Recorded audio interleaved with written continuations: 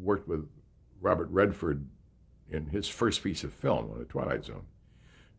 He'd never done film before. I'd seen him on Playhouse 90 as live, and I thought he was terrific. And so, like the week after we'd done this Twilight Zone,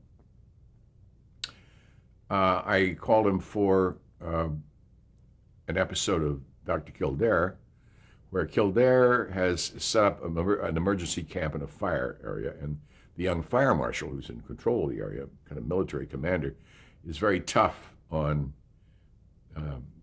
Dr. Kildare and resisting him. And there was a good confrontation scene, and I thought, oh, man, I can see it now. Richard's going to say his lines, hit his marks very well, and just be prissy as hell.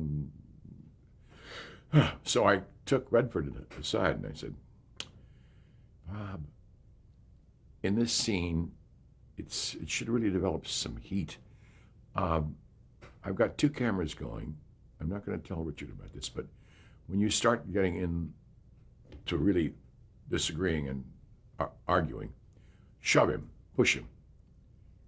He said, can I really? I'd love it. I said, sure. So we rolled 2 cameras, and sure enough, at a certain point, Richard is being handsome and rather dull, and suddenly Redford gives him a shove, and he is startled, and next time he gives him another shove, and he falls down, and Redford's on top of him, and they tumble around. And as I knew, Richard would know his lines and say his lines no matter what. But he did it in the course of a physical struggle. And when I finally got to the end of it and said cut, I said, that was great, guys. That was terrific. The crew applauded.